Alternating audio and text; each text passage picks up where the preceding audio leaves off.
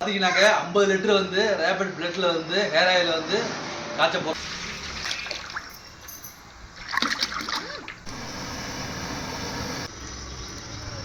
காய வச்ச துணியை சேர்த்துக்கலாம். கடைசியில் வந்துட்டு சீரகமும் வெந்தயமும் பவுடரா ஆக்கி வச்சிருக்கேன், அதை சேர்த்துக்கலாம்.